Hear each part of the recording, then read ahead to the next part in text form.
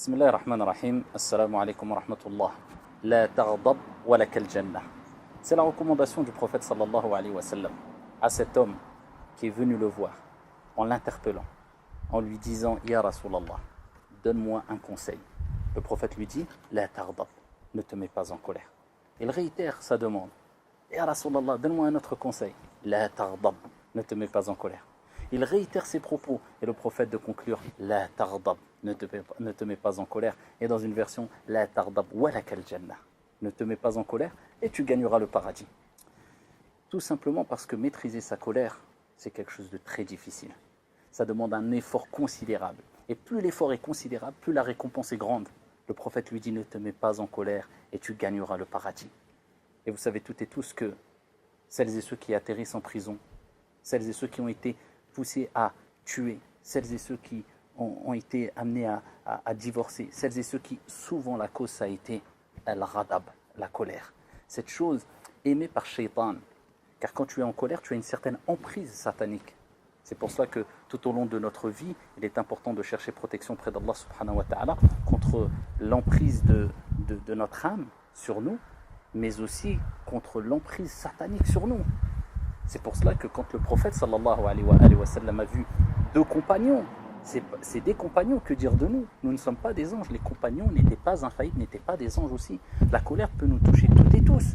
Il voit deux compagnons se disputer, jusqu'à ce qu'un compagnon avait le visage rouge, était très en colère. Le prophète dit, je connais une parole qui le calmerait.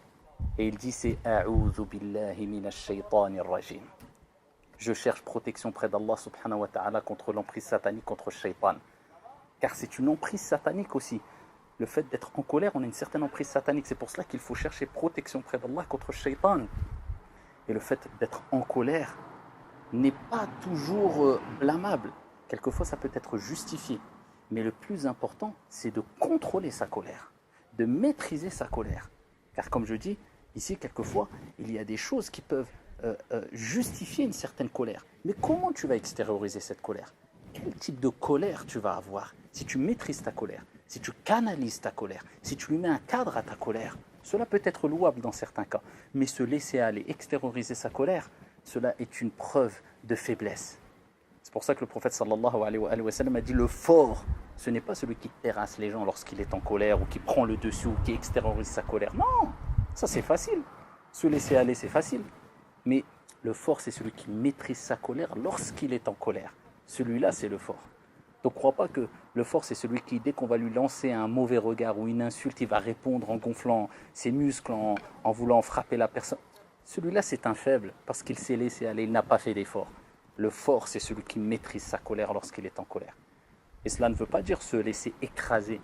Ne pas confondre bon comportement avec faiblesse. Non, c'est une force. Tu pourrais extérioriser ta colère. Tu sais que tu pourrais causer même des dégâts. Mais tu te dis non.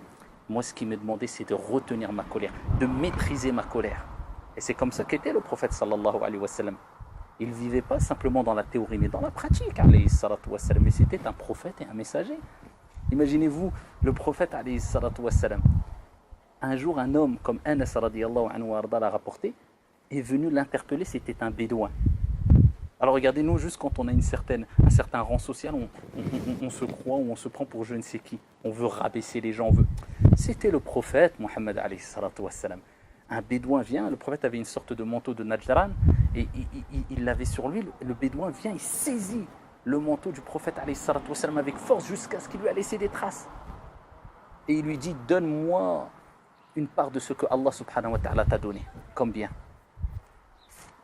Qu'est-ce qu'a dit le prophète? Comment réagit le prophète? Alayhi salatu wa sallam. Laqad kana lakum fi rasulillahi uswatun hasana.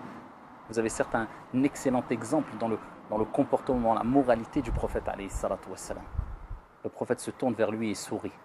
Le prophète il sourit et il dit donnez-lui ce qu'il veut.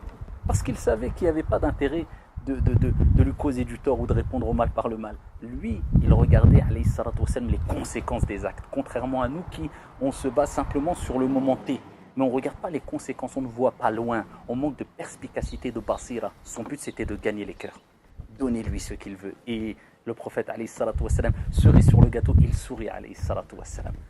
Voilà comment on doit réagir en suivant le modèle du prophète, car le prophète alayhi salatu wassalam a dit: il n'y a pas une chose accompagnée d'indulgence, de douceur, sans que cette chose, ce comportement, cette situation ne s'embellisse.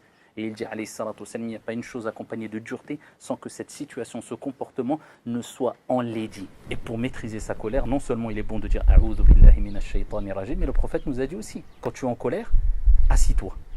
Si tu es assis, allonge-toi.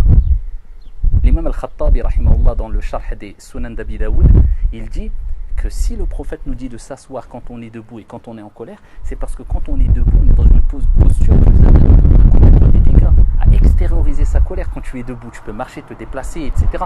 Contrairement au fait que tu sois assis, il y a une certaine retenue. Et quand tu es allongé, il y a encore plus de retenue que si tu étais assis. Regardez la recommandation prophétique. Et aussi parmi les recommandations, c'est de faire les ablutions afin d'apaiser, calmer cette colère si tu es en colère. Et toujours te souvenir que si tu maîtrises ta colère, le résultat ne sera que beau. Le résultat ne sera qu'une réussite. Et tu sentiras, au début c'est dur, mais après quand tu as réussi à passer cette étape, tu es fier de toi. Parce que tu as réussi à quelque chose. Contrairement à celui qui s'est laissé aller extérioriser sa colère, suivi par sa colère, le résultat c'est quoi, billahi alaykum, comme on le sait toutes et tous? Ce n'est que remords et regrets. Et souvent il est trop tard, contrairement à celui qui va retenir sa colère, maîtriser sa colère. C'est celui-là le fort, comme le prophète alayhi salatu wassalam a dit, il sentira une certaine fierté, une certaine force. Et c'est ça la force, de retenir sa colère quand on t'insulte, quand on te provoque, mais sans montrer un signe de faiblesse. Sans montrer un signe de faiblesse, non, ce n'est pas de la faiblesse. Mais en rappelant que ça ne vaut pas le coup, il n'y a aucun intérêt, les conséquences sont mauvaises. Je ne réponds pas au mal par le mal, mais j'évite le mal avec intelligence et en contenant ma colère. Toujours garder le calme, la sérénité. Et je répète, ça ne veut pas dire se laisser écraser, mais montrer qu'on détient une certaine force qui nous permettra de gagner le paradis, Inch'Allah, comme le prophète a dit: La taghdab walakal jannah. Ne te mets pas en colère et tu gagneras le paradis. Envers les personnes autour de toi, ton épouse, l'épouse envers l'époux, envers les enfants, toujours contrôler sa colère, bien que ça soit difficile. Barakallahu fina wa fikum. Wassalamu alaikum.